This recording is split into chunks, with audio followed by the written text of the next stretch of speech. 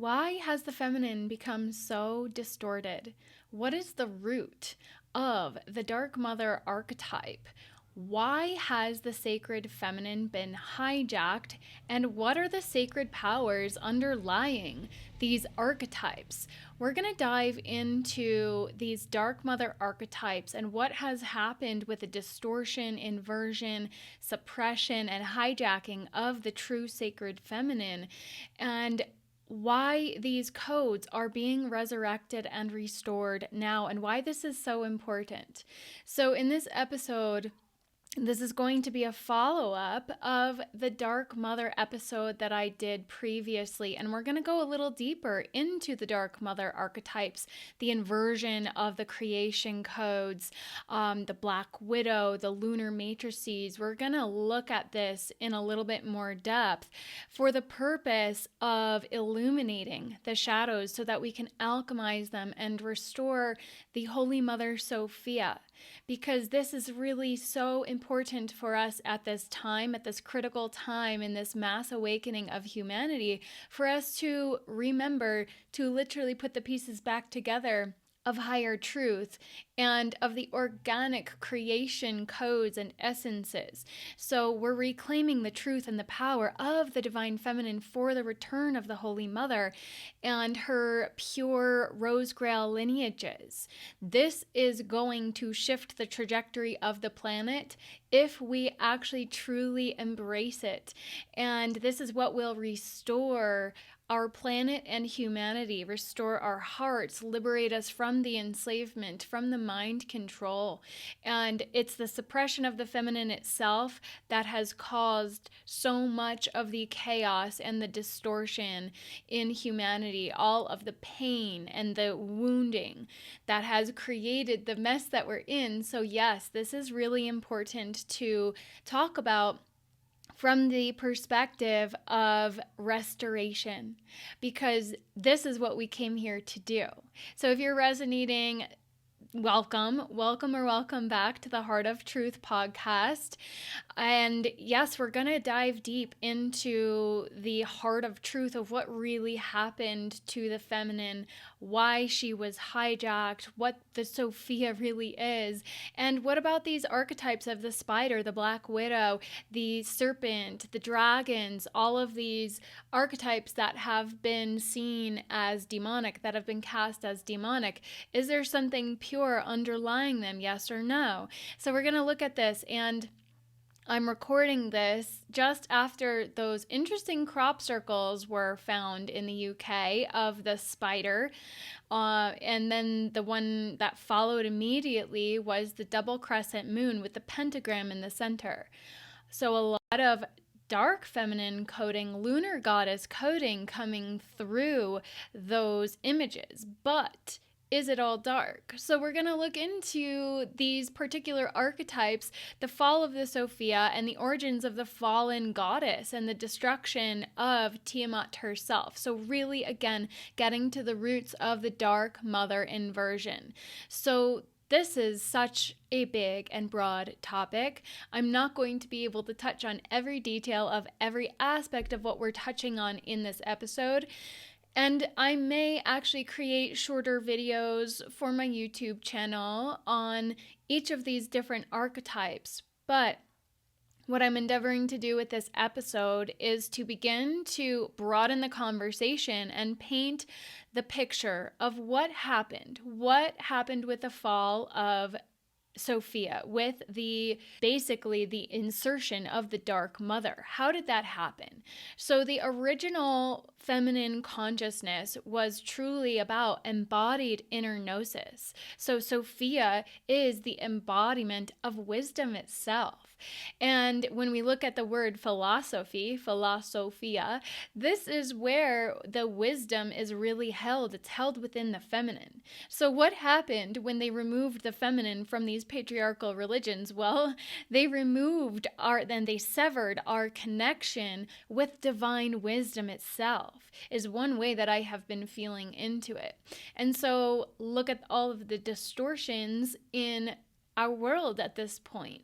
What happens when you remove the feminine principle? Everything becomes distorted, imbalanced.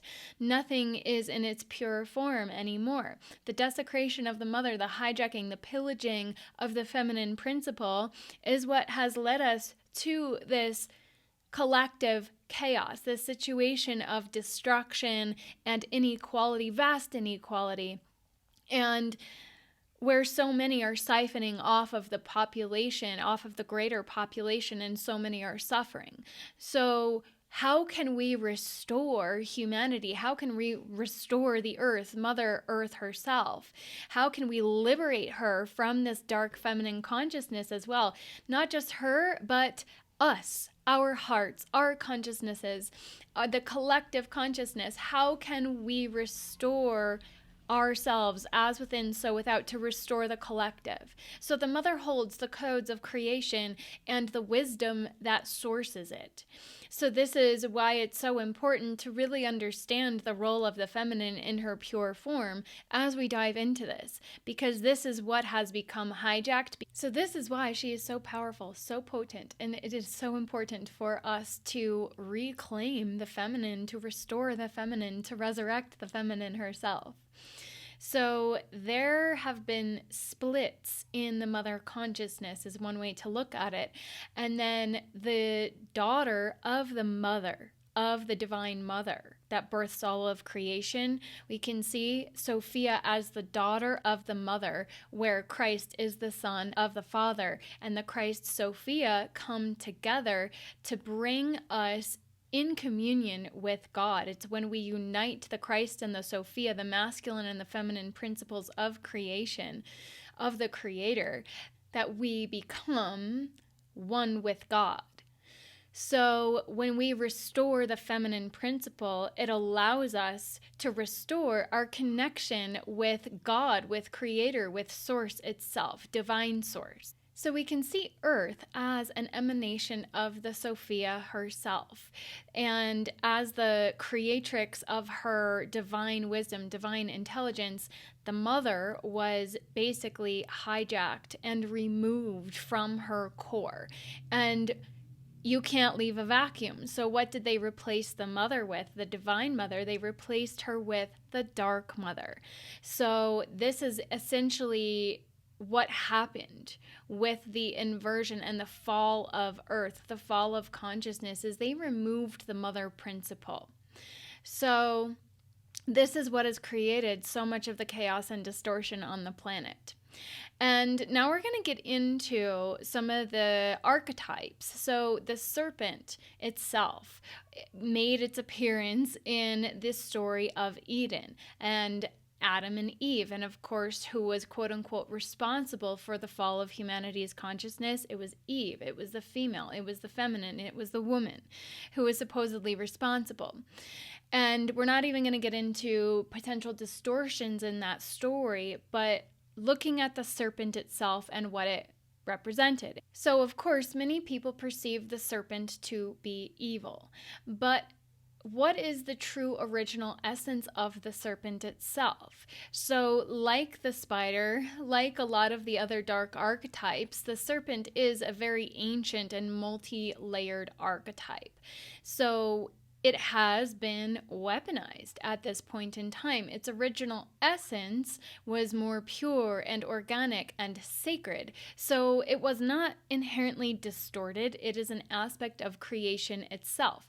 So looking at it through this lens, the serpent represents life force energy. And some people will say that there's all sorts of layers of distortion in some of these aspects. But if we look at it in its pure form of representation of symbolic wisdom, it represents the Kundalini and Sophia. So in its original form, the serpent represents the Kundalini rising up from the lower chakras, the base of the spine, rising up the spine, to awaken the divine feminine, to awaken our true life force essence within the body. And then Sophia's presence within creation itself represents that kind of undulating current of divine intelligence through matter is one way that it is described, that we can perceive it. It is not linear, it is more undulating, like a wave. Some people will depict it as a spiral. Well, the snake can spiral into a coil, right? The serpent can be coiled into a spiral. So the path of ascension through integration of the divine feminine is not linear. It is cyclical. It is a spiral in essence. So the feminine, it would be the left path, and the masculine, the right path. We can also see this as the Ida and Pingala according to certain traditions. But it's basically the spiral versus the direct linear path. And they're both aspects. We need both. We need to work with these cycles and the non-linear currents of nature as we continue forward on the path, moving onward and upward. That's the more masculine aspect of the hero's journey, while the heroine's journey spirals us deeper and deeper inward.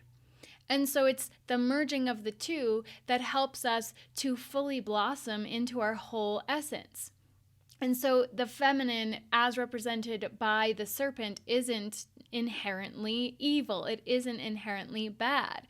But the serpent in Eden, again, it was the awakener. It was the bringer of gnosis, of self-knowledge. If you don't see it through a distorted lens, it was that awakening. It was that a moment of awakening that occurred. And it occurred through the feminine, actually. So this actually also then connects to Sophia's descent into density. So there is this potential for embodied remembrance. It is not that the material is bad. It is not that the material is evil, that this physical reality is inherently evil or bad.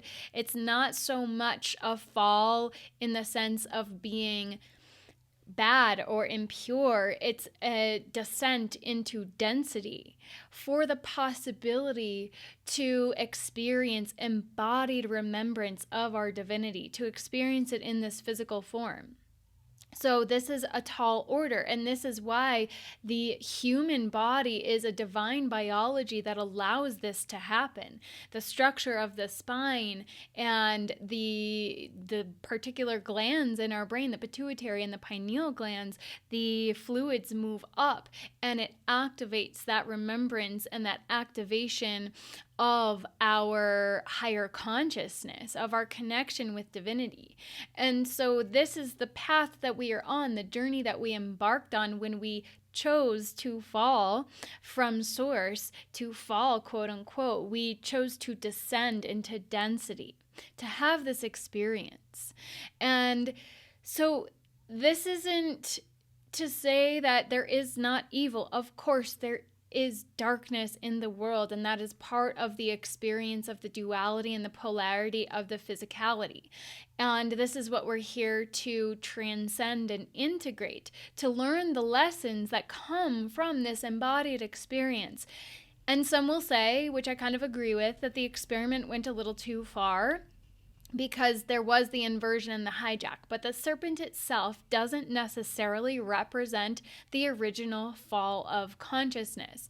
So there's this idea that the serpent tempted Eve into the knowledge that has been inverted to demonize feminine wisdom itself. So that itself, that narrative itself, might be the inversion to keep us separate from feminine wisdom, from the divine wisdom as represented by the Sophia, which is wisdom itself. So this is where we have to really begin to recalibrate to what is the distortion, what is the original fall, what was hijacked, and what is actually sacred and pure in its purest essence, and can we restore that? So looking at the archetypal forces behind the Black Widow, the sorceress, the witch, the seductress templates. What has created that? There was a hijacking of the feminine essence that created the Dark Mother, that created the Jezebel spirit. I spoke into those aspects in the previous episode. But the Black Widow as the dark spider, there's spider beings that are dark and kind of demonic, but we can also see, which I'll get into in a moment, the spider as the weaver of creation itself. So which is it, right? And of course, we had that representation through the crop circle. A really unique and interesting crop circle. And I'm going to share a layer that was a little more subtle that maybe not everybody picked up on in that image. And I found it to be quite fascinating and quite telling as well. So what they have done through all of these archetypes is to basically replicate the female Christ divinity and her essence and create lunar reversals. So this is part of the hijacking. They took, and we're not going to get so deep into this, but it's really dark how they did it. They will literally take essence of the original biology and clone it and recreate it, hijack it, distort it, invert it. And so this is what we see when we see the distorted, inverted feminine. It is a mimicry, but it is an inverted copy of the true divine feminine essence. And so this is what people perceive when they see the distorted dark feminine. They're seeing a mimicry. They're seeing a copy. It's not the true organic essence of the feminine energy.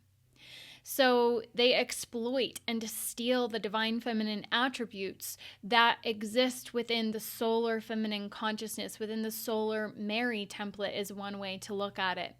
So it is not, again, that the feminine is inherently dark, evil, distorted.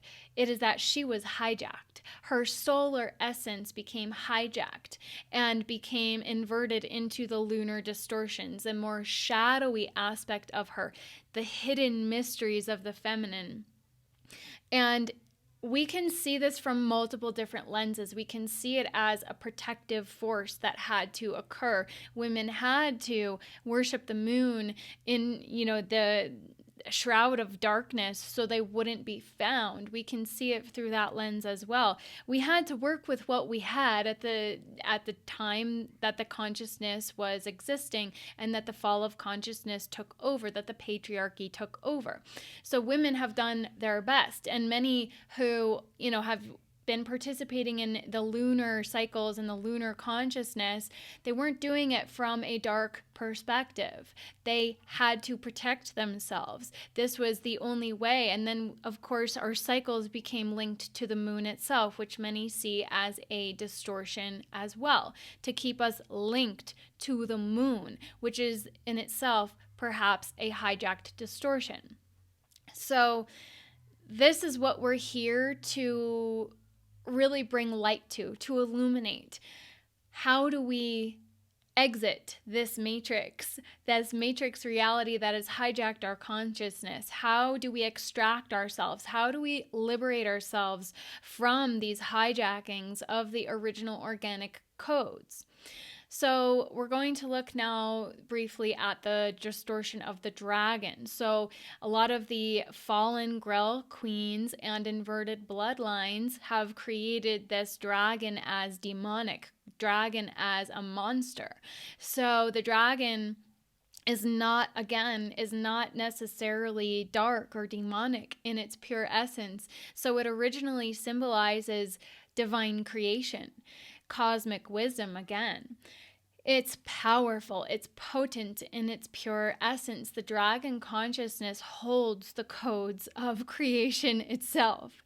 And so it's very much about divine sovereignty, and it often symbolizes the royal guardianship of the Grail lineages.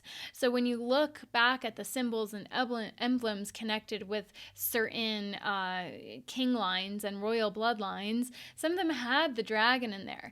Many of them became distorted distorted. But some of them were pointing back to a time when actually the dragon was the royal guardian. It was a representation of the lineage itself as a true royal solar lineage.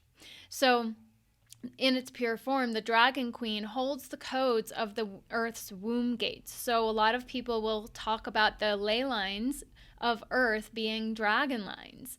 So the crystalline grids are very connected to this dragon energy, to their dragon consciousness, and very much so the alchemy, the sacred alchemy of the Sophianic consciousness. So through the fall of the Grail lineages and the hijack of the planetary stargates, this archetype of the dragon was hijacked and inverted. And so many people see dragons as dark and evil. And yes, there are dark and evil dragons operating in service to the darkness. And so again, it's not so black and white, they're all bad, they're all good, because there are aspects of the serpent that were hijacked and became distorted and evil, yes. And same thing with the dragons. But not all are bad. And so if we reject them outright, completely, we're rejecting aspects of self. We're rejecting divine wisdom. We're rejecting a lot of creation codes if we outright reject it in its entirety. And so this is part of the confusion and the chaos in this journey of awakening and remembrance. We see certain things as bad and we see certain things as good, but it's not so black and white. So the fallen Grail queens are, they were once stewards of divine creation. They became entangled in a lot of the bloodline manipulation and the hijacking. A lot of bloodlines were targeted. So this is how they got taken over and inverted. It wasn't necessarily a conscious choice to choose darkness in many cases. They were tricked. They were manipulated. They were kidnapped, even is one way to look at it, cloned, distorted, hijacked on a lot of levels. They had black magic placed on them. Lunar sorcery comes into play here. Reversal codes were placed into their DNA, into their consciousness. So this is now tied to a lot of the dark dragon energy. So these distorted dragon lineages now act as, gatekeepers even of the false power. So it's not been such an easy journey restoring the true organic consciousness, because these very powerful beings were hijacked and they were basically made to be in service of the darkness. So reclaiming the pure dragon codes is actually really quite essential to restoring the rightful Grail queens, the rightful royal lineages, and harmonizing the Earth's original blueprint. So the distortion then binds the feminine essence to control, to seduction, and to this artificial sense of empowerment even. So the lunar matrix itself has played a huge role in the distortion and hijacking of the feminine consciousness, and it's straight up a harvesting of the divine feminine energy, of the feminine energy.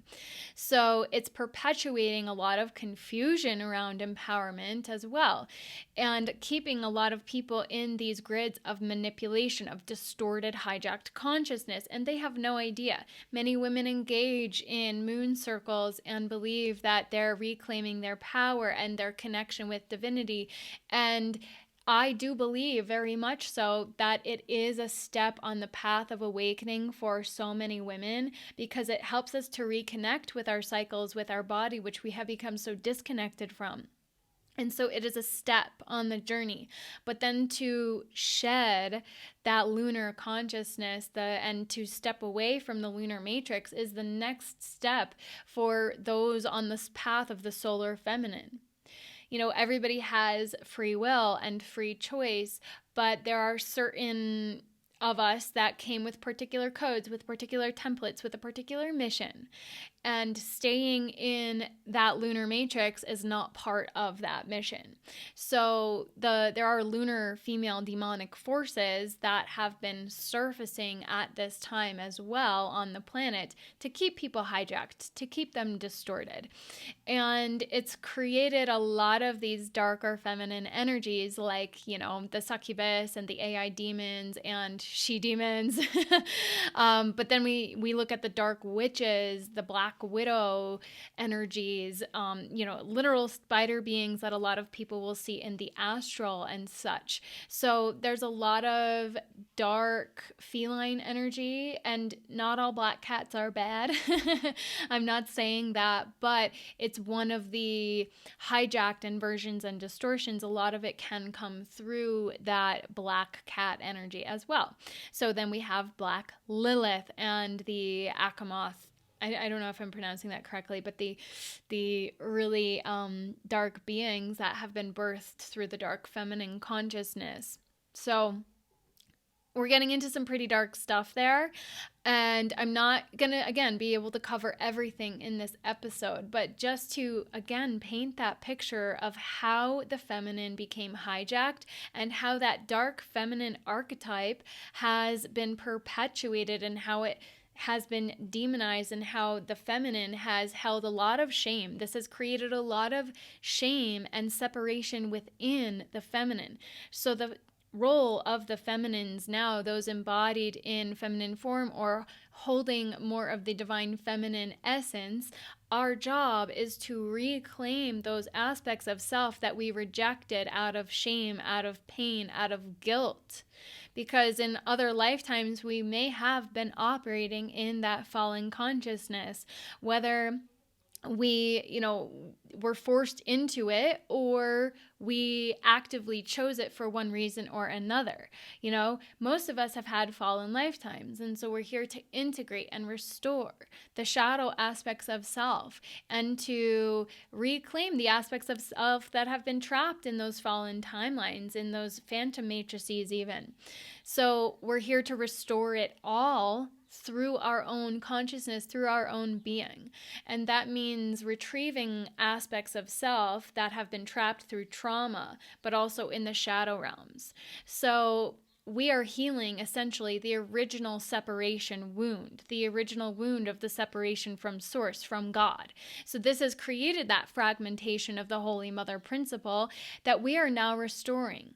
This is what we mean when we talk about reclaiming soul fragments, is taking back those aspects of self that are trapped in those fallen consciousness realities or timelines. So this is all energetic, but we have to understand that this energy is very real. And I witness deep restoration occurring in clients, and I have experienced it myself when doing this work. It sounds a little fantastical if you're newer on the journey at a certain point, but when you actually begin to deepen on the journey, you understand that this is really where the real work lies for so many of us. Not necessarily everybody has chosen this path in this lifetime, but for a lot of us who are here to restore the original templates, this is what it requires, is a recognition that there are aspects of self, that there are fragments that need to be reclaimed from these fallen timelines. And so this is also how Satanism was created. It is through the distortion, the hijacking of the mother principle that Satanism operates. So this is through rituals, through spiritual activities. It's these dark mother constructs that have created the hijacking and the imposter beings that allow Satanism to actually be perpetuated, which is really interesting. I don't know, it was very interesting when I first heard about it, when I learned that Satanism was rooted in the dark mother, actually. It wasn't the dark father, the patriarchy type energy. It was actually the dark mother that was the seed that allowed the foundation for Satanism. It's really, really, really interesting.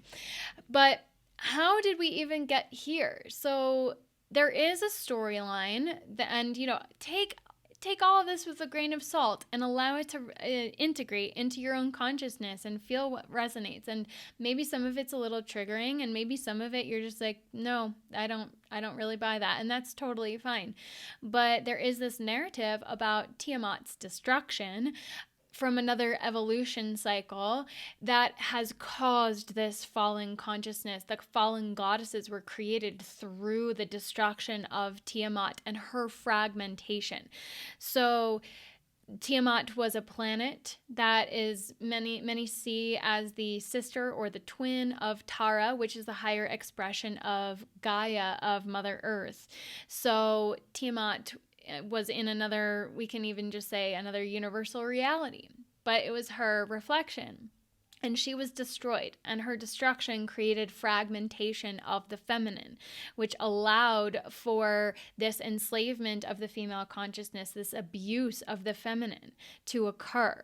So it's, when we think of the universe as a holograph, it makes a little bit more sense. Our perception of reality is what dictates our experience of reality. And then we just extend it out even more through that quantum understanding. But basically, this is what allows that satanic energy to distort the feminine principle inside both men and women on the planet.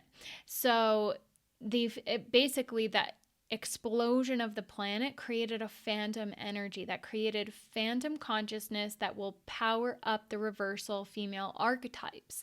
So this is what's used by the lunar energies. The moon chain forces is another phrase used by some, including Lisa Renee and Ascension Glossary.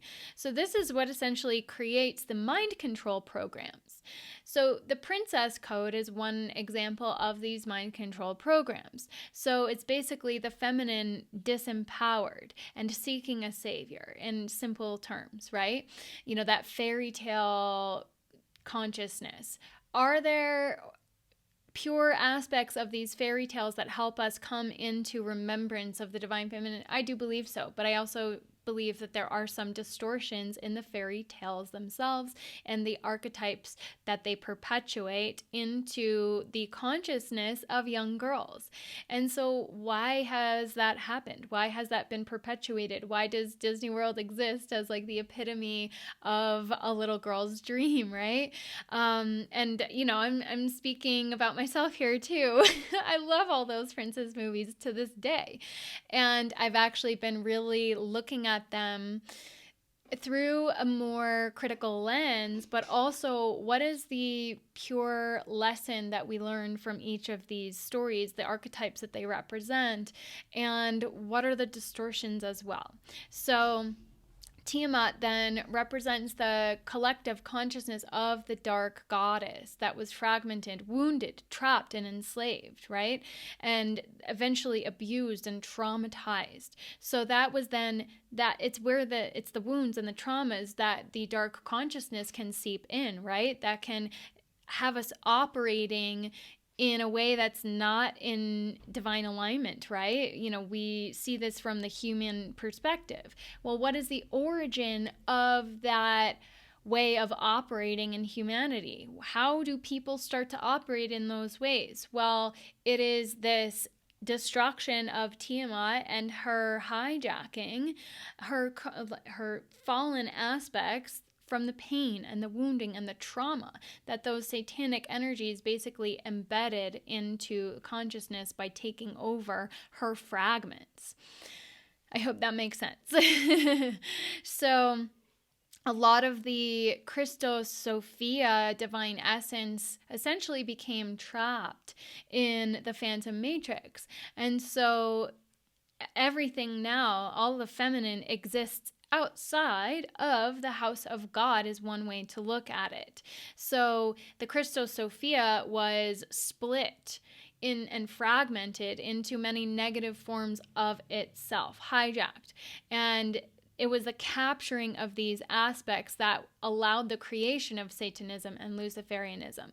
So it's like her fallen body parts were used to basically impregnate her with creation that was not divine, that was distorted.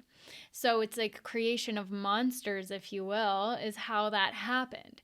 So it's that fragmented consciousness that she had no control over that were used to create these distortions. So this is how humanity got taken over. This is how humanity got enslaved. And this is why the Christos also then keeps returning to the planet, according to this perspective, to help reclaim Sophia's body parts. This is how we become whole again, is to reclaim again those fallen aspects of self. And it's that Christ consciousness that illuminates the path forward for the feminine to become reintegrated, to become whole once more.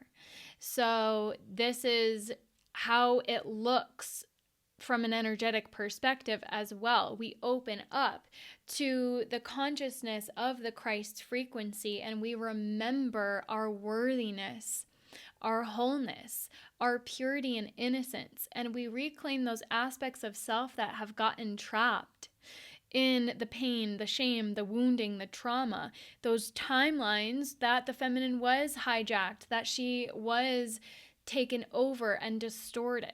And we reclaim all of those aspects of self from all the timelines, from all the realities, even the inner child aspects, past life aspects, fallen otherworld aspects.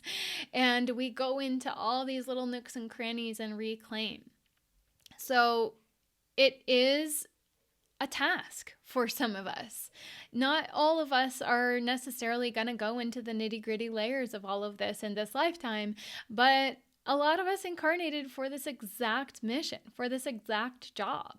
And when I started on my path, I had no idea any of this was part of it. I was like, love and light, calling in rainbows. Yes, let's do it. Create heaven on earth. It'll be fun. And yes, it gets to be fun. And very much that's the lesson, is to return to joy, return to love, return to that purity. But the path of getting there isn't always so full of joy and fun. But it's so worth it, because ultimately we become liberated. So getting into the spider and the spider magic. Is the spider the weaver of creation, or the weaver of the web of enslavement, of control? The weaver of the womb webs and the feminine entanglements? Which is it? So how did the wounded feminine become the controller? Via the emotional, psychic, sexual manipulation. How did that Jezebel energy come in and create these sexual misery programs that has kept humanity in trauma and in pain and in wounding for eons at this point? So originally, the spider was seen in many ancient wisdom traditions as the archetype of the great cosmic mother, weaving the web of creation, holding the wisdom, holding the codes of creation. And then we have the black widow as energy vampirism, as something to be feared, as something that will poison us, that will cause death even potentially. And yet it is also masked as empowerment in certain symbolic representations of the Black Widow as this divine feminine archetype that became dark but holds a lot of power. So she becomes then the spiritual seductress. And then we have the opposition of that dark feminine seductress versus the embodied Sophia, the pure feminine coding that holds power, but in its pure form, with the intention and the vision of a healed, healthy, whole, happy humanity that wants to empower others, that wants others to come back into love, to heal back into wholeness. So we have those two archetypes in opposition to each other. So again, this intersects with the Jezebel archetype and spiritual narcissism. So the spider can be seen as in either the perspective of the light or the shadow. Is she the weaver of light or the weaver of shadow? So again, a very old symbol as the embodiment of the creatrix energy, the weaver of not just creation, but of fate, of time, of space itself. So in many ancient cultures, this is how she was perceived, the great spider. And she's weaving on that loom through, weaving the timelines and destinies, and worlds are literally spun through her essence. So she represents then the matrix of creation. So the light side as the sacred weaver. So the spider can be seen as the grandmother of creation as well, according to certain perspectives and myths. So in Native American myth, it's the Hopi spider grandmother. In West African stories as well, they have this mythos of the grandmother of creation, not just the mother, but the grandmother of creation. Also symbolizing protection and feminine wisdom again. So there's this womb-like energy that comes from the spider because it is that essence of pure creation energy, weaving that web, spinning her web. And that also echoes then sacred geometry. A spider web can be incredibly beautiful. I've even seen spider webs that reflect this rainbowy essence, and it's satiny silk, right? So it's drawing the energy in to birth into form, to regenerate even. So when you look at the perspective that everything is sacred geometry, the web doesn't become something that entraps, it becomes something that holds the blueprint for form in a sense. So she represents also intuition, patience, divine timing. She sits there at the center of her web, feeling the vibration of all the things that she has created as well. So we can kind of see this as the solar version of this spider, holding that line to direct and Sophianic intelligence. So she holds the threads of consciousness, weaving that sacred pattern of life from a place of that direct union with source. So again, in the light aspect, the spider can be seen as very, very sacred and very, very potent and powerful. So it's a symbol of interconnection, cosmic intelligence as well, weaving life and form. So this is how we weave worlds into being, is by having that direct thread, that direct conduit to source creation essence itself. So in the Sophianic stream of perception, this connects us directly to the Divine Mother as the architect of the crystalline grid itself, the crystalline grid of consciousness of the earth. Now, the shadow side. We can see this as more of a chain of enslavement, of entrapment, a web of entrapment. So the Black Widow and the womb inversion, the distorted womb. The Black Widow shadow spider aspect is a distortion of that creative power, weaving webs of entrapment, enslavement, entanglement, seduction, vampirism even. So she also can consume her mate. Kind of dark. So that represents the inversion, the absolute inversion of true sacred union. So it is that feminine that sucks the life force energy, that true vampiristic energy that sucks the life force out of the man that she seduces. So this is very symbolic of energetic vampirism and the false priestess and false womb distortions. So this is about entrapment, siphoning, manipulation. That's what the Black Widow archetype represents. It's the lunar consciousness manifest. So seduction, psychic control can come through here, emotional manipulation and entrapment into that web.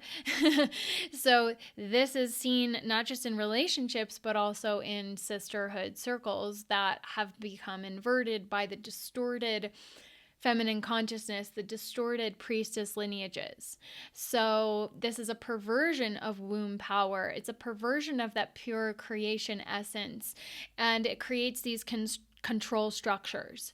So in the more extreme forms, it already seems a little extreme and dark, but in the more extreme forms, it connects to the dark goddess underworld aspects as well, including Black Lilith, Dark Lilith in her distorted form, and Hecate, for example, in that essence of vengeance. So the dark goddess isn't necessarily dark, but the dark goddesses often have some pretty dark shadows attached to them.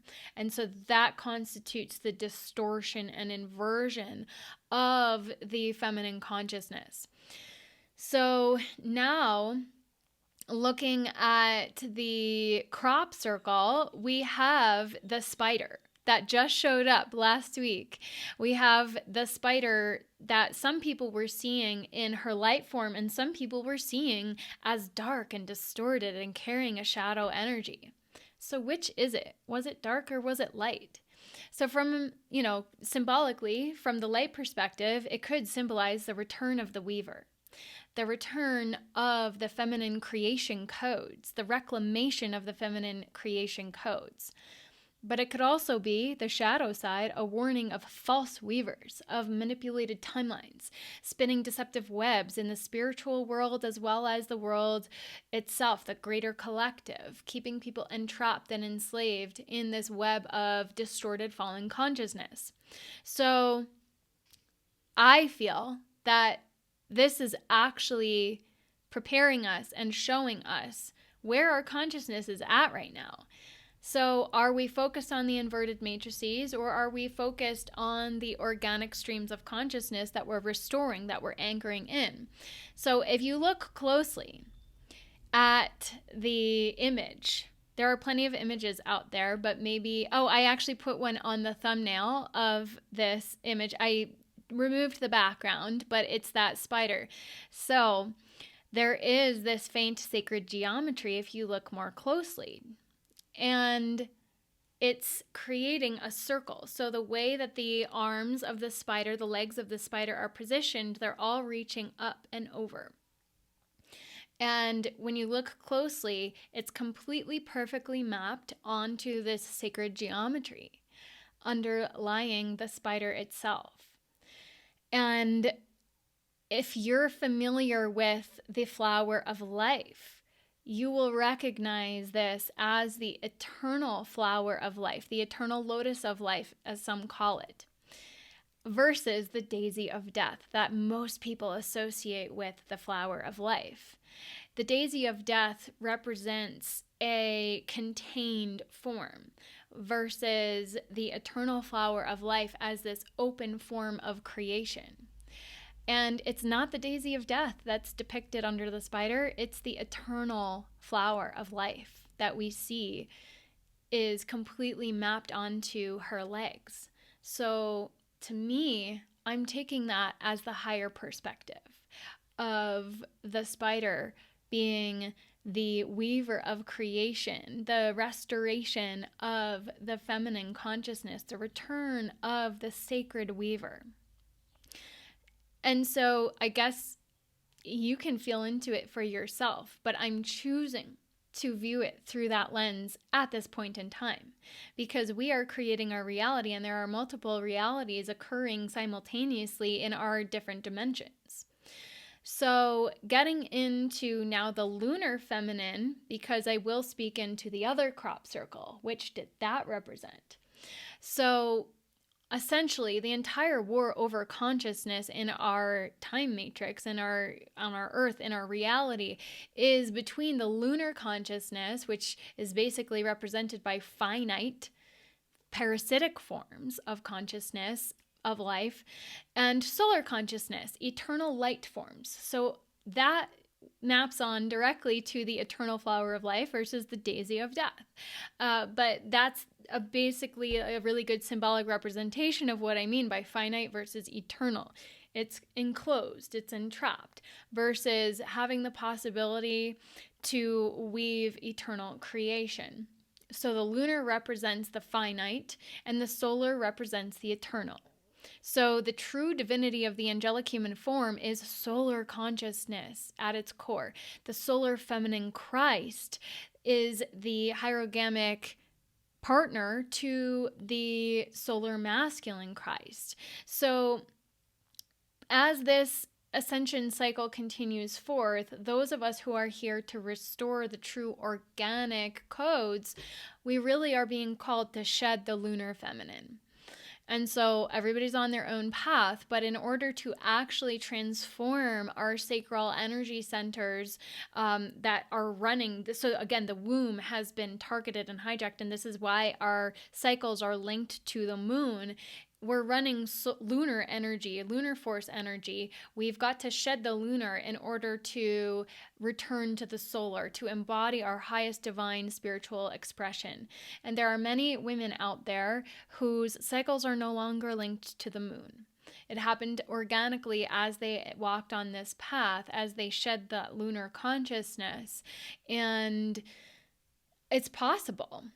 And I don't totally understand all the biology behind it, but that's, I think, quite the point, is that our biology isn't meant to be linked to the lunar cycles in its purest organic form. So it's something that, I'm not an expert on at this point in time, but something that more and more women are tuning into and connecting with. So the Black Lilith entity, it represents the mother of the shadow creatures from the lunar forces, the female demons, the succubus entities, all of that darkness. And then we have Azazel, which is the goat demon that presides over the entire demonic hierarchy to essentially facilitate sexual intercourse and arrange these connections with different partners to intentionally defile the sacred union template, to defile the inner marriage of the Christos Sophia by hijacking us, by hooking, cording, siphoning the womb itself. So I actually had an interaction with that demonic entity, obviously unwilling. I was brought into a ceremony, and the practitioner was taken over by a very dark energy, and my instincts kicked in, and I was not consenting. I said, no, I am not. Whatever they were trying to do, they were trying to manipulate me while I was in ceremony on mushrooms. And so this is why I'm very, very cautious with plant medicine. It was a private ceremony, and this person was recommended by a friend, and I trusted, and I was like, I have this thing that I need to get out of me. So yes, I want to go forward with the ceremony. If you can help me, let's do it. And then, yeah, it was very, very dark. But I saw the eyes turn black, and it was very much connected. It was the siphon in the womb. I attempted that to remove it, and it was not aligned. Let's just say that the person who they posed as trying to help me, but really were trying to access me as well. So replacing one with another. Or maybe it was all the same energy working through different beings. So I mentioned the goat, just why the goat real quick. So the goat represents the god of all things. And so a lot of these darker energies, it's like the horned devil, basically. They're depicted as the goat. So that's why I actually, added that in there. And yes, this essentially represents humanity being plunged into this dark cycle of separation where the female principle became lunar through this hijacking, manipulation, and control. So the lunar principle was made in the image of the moon goddess Lilith. So this is a shadowy secondary reflection of the male, the masculine in his solar light. The feminine is seen as lesser than when she's in this expression. This is why it's really important to understand why the divine feminine rising is so important. It's because she has been relegated to the shadows of the lunar consciousness. And so she is meant to be restored to her original essence as the solar counterpart to the solar masculine. This is what we're here to do. This is what we're here to restore. So she is linked with monsters of darkness and the hidden mysteries. But really that wisdom is meant to be available to us all. This is why I don't resonate with the term mystery school. I did not name my school a mystery school very deliberately. There was a very real reason I didn't call my school a mystery school. It's because the mysteries are not meant to be hidden in the shadows. They're not meant to be contained, and they're meant to be illuminated and brought to light for all of humanity to be restored to this consciousness, the way that I see it and the way that it's coming through right now. So this entity basically feeds the dark female witch archetype, the black widow mother. So we're talking about black magic and a lot of that distorted feminine energy. So getting into the recent crop circle, the one right after the spider was this double crescent moon facing away from each other with this circle with the pentagram in the center. So that triple moon symbol, it's the double crescent moon facing on, away from the center moon. The full moon, it's meant to represent the different phases of the womb.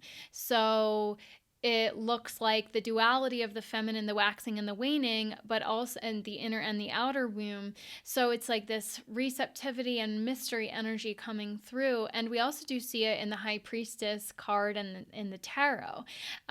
So this does represent the lunar feminine in her higher power, but it also represents the triple goddess, the maiden, the mother, and the crone. So the maiden isn't ready yet, but the mother has that full capacity to birth creation, and then the crone is the waning aspect, the waning phase of the cycles of the feminine life. So it represents the cyclical nature of life and growth. So in and of itself, the moon doesn't only hold shadowy representations necessarily, but it's this connection with nature's rhythms. But are we meant to only connect with the moon in a certain phase of the reclamation and restoration to ascend into the solar feminine? Is our biology actually going to change as we ascend into the solar feminine? Possibly. I would actually say probably. So the two crescent moons represent the duality of nature again, so it's still in this separation consciousness. And then we have the pentagram in the center. So the pentagram is obviously associated with Wicca and witchcraft and pagan beliefs, and a lot of those terms are associated with darkness, with black magic. Not necessarily entirely. Paganism, just in its pure form, just means connected to the earth and her cycles. It doesn't necessarily mean dark and evil, but a lot of it has become distorted. A lot of the practices have become distorted through sacrificial type energies and practices, right? But the pentagram itself also represents Venus. And Venus is the planet of beauty, of love, the representation and embodiment of the divine feminine. So in her 8-year orbit, she creates a perfect pentagram. Some people see it as the rose, the Venus rose, but there are 5 spokes to the star. So this is why Venus is so associated with the divine feminine grail codes, and why the pentagram has been associated with the feminine consciousness. So the rose of Venus isn't necessarily evil. So it can represent divine sovereignty within embodied form. So the human as the fractal of divinity, of divine design, of the sacred geometry. So there is a lot of beauty with that. But with the crescent moons, we could see this in its distorted form, masquerading as a symbol of empowerment, but also referencing the distorted lineages, the distorted traditions, the lunar matrix inversions. And if the pentagram is depicted pointing downward, that is usually associated with dark black magic, inversion of the divine human, and then also the Luciferian overlays. So this is where it becomes important to look at the details, but also just as a reflection of your own consciousness, because you could even flip the circle, the picture of the crop circle upside down, and it will look upright or upside down, depending on how you're looking at it. So the inverted pentagram is often used again in the dark arts. So it represents the fall of spirit. So Is it inverted or upright? So, in its distorted form, the combination could represent synthetic feminine power rooted in that darkness without that source alignment, the false gnosis, the lunar based priestess cults. But the way I saw the picture, the pentagram was depicted as upright. So, it really does depend on the lens through which you're viewing it. So, with the spider, is it the dark feminine or is it the light feminine? Is it the feminine consciousness being restored? Is one light, is one dark? I'm not going to draw too many conclusions, but I will also say that I personally am choosing to perceive these symbolic representations of the light. That's how I'm choosing to focus in my reality what these meanings are and to project that out into the reality right now, because there is a lot of chaos and darkness and distortion occurring on the planet, and it is very easy to get distracted and to get loosed into those distractions, for our own energy to get hijacked into all of the chaos and the turmoil and the pain that is occurring on the planet now. There is a lot going on that is very devastating, that is incredibly painful to witness. And if you're even somewhat sensitive, it hurts. It really hurts to pay attention to it and to really feel what is happening to humanity. But there are higher perspectives and lenses to view all of this through. And I don't mean to detract from the very real pain that people are experiencing through the grief and the loss. It's painful. I mean, I have cried many times in the last few years about all the various tragedies and destruction that is occurring on the planet. But if I allow myself to stay in that darkness, I'm not fulfilling my mission either. So I can't, while I speak into these dark energies and essences, I hold a balance of not allowing my energy to be completely hijacked and siphoned into these darker timelines. So I want to anchor that in as well as we're talking about, are the crop circles light or dark? It is a reflection of our own consciousness, and we can project into our reality what we wish to see for humanity going forward.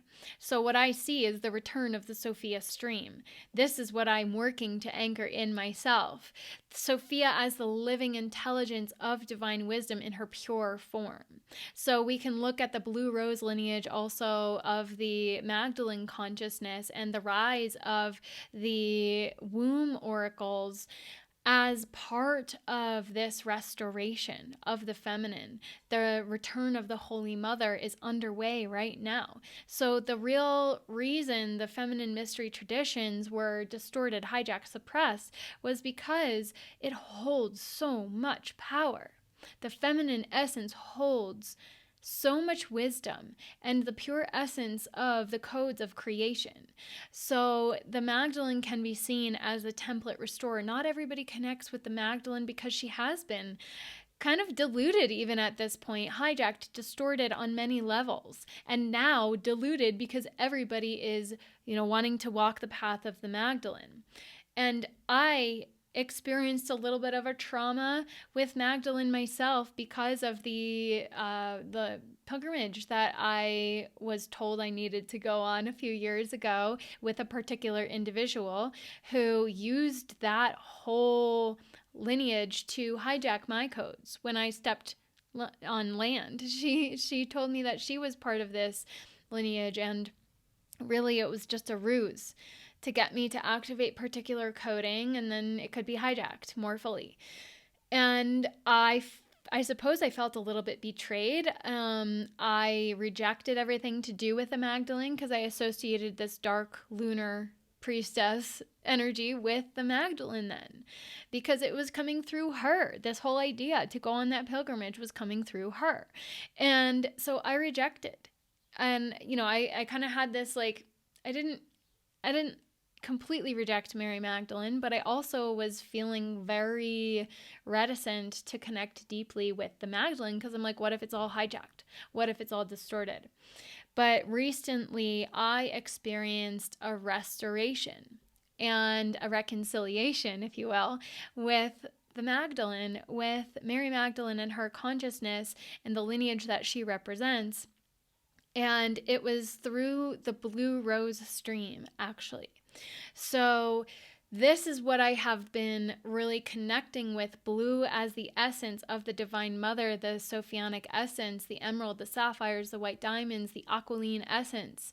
So this is the frequency that I really connect with in depth. So this is about womb restoration in particular.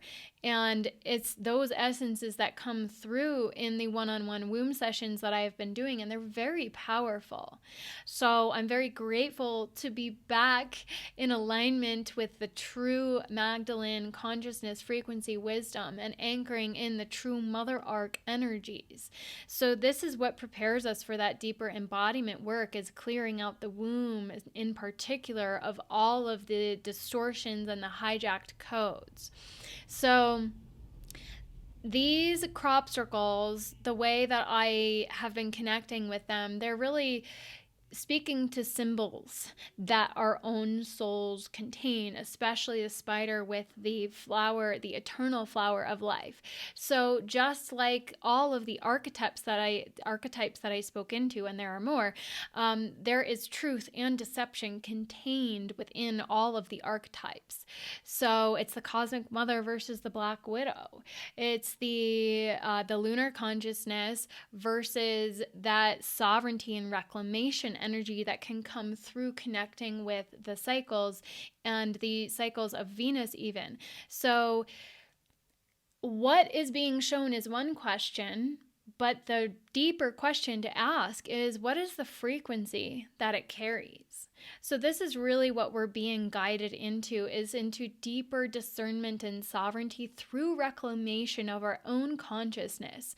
And that requires us to shed, to clear out any illusions and distortions that we're operating within, because discernment isn't always enough if we still have hooks, cords, siphons, blinders working through us, frequency fences that are placed on us, overlays of false light, for example.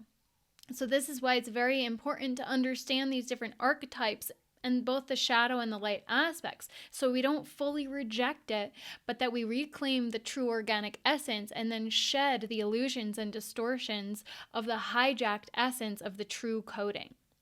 So I will be hosting a Blue Rose Magdalene activation, and I will be hosting Defense Against the Dark Arts to help to really begin to restore the light body, to build that shield before you go super deep into all this stuff. This is just really important stuff, really important wisdom, tools, keys, and codes for people to have as we navigate this path.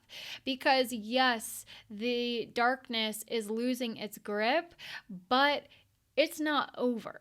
Right? So the more of us that have these tools and are embodied in these practices, the more we're going to be able to anchor the light in. So it's not a time to be complacent. It is a time to really strengthen Dumbledore's army in service to the light. And that's really my intention here. And yeah, the one-on-ones, I'm also doing code restoration, not just for wombs, but for all aspects of self that have been hijacked, siphoned, and trapped in other timelines, stuff like that. So the one-on-ones are really unique and intimate, and they're really getting to the root of where aspects of self have been trapped and left behind. So in the description for this episode, I will have all the links below, because we need these resources to resource ourselves, to be able to reclaim and restore organic consciousness as the divine embodied vessels that we are. So if this speaks to you, I really appreciate you for being here on this journey with me as we journey back home to the heart of truth. And yes, Please, all the likes, subscribes, comments, ratings, reviews on whatever platform you're listening is so deeply appreciated. The shares, if this resonates, if you feel that this would resonate with somebody else. I am just serving my mission to get these codes and this wisdom out there, and all the support helps because it's not easy all the time, and these aren't easy conversations to have. And I do experience some interference here and there, although my field has become stronger and stronger, so it doesn't have as much of an impact, but there's even tech interference that occurs, So any way that you feel is in alignment for you to support, I so appreciate you. And yes, if you want to dive deeper, please find all of the information on my website. It's now illuminawisdom.com. I finally got the new website up and running, and all of the information is there. And if you have any questions, please do feel free to reach out to me via email. And yeah, we're going to be diving deeper into some of these areas, and yes, so much yet to come. Onward and upward in love and light as we journey back home to the heart of truth. Thank you for tuning in to the Heart of Truth podcast with your host, Amanda Erin Kelly. If you enjoyed this episode, please consider leaving a rating or review on your favorite platform. And if you'd like to go deeper, grab your copy of my book, Let There Be Light, and join us inside the free community in Illumina Wisdom School, where you can access free resources to jumpstart your journey, such as a higher self activation and the Body Temple Blueprint Masterclass, as well as explore the plethora of resources, including Awakening Fundamentals and Luminary, my signature path to wholeness and mastery, to help you become your own healer and sovereign authority. You can access everything at thisartcalledlife.com or find the links down in the show notes below. Until next time, onward and upward in love and light as we journey home to the heart of truth.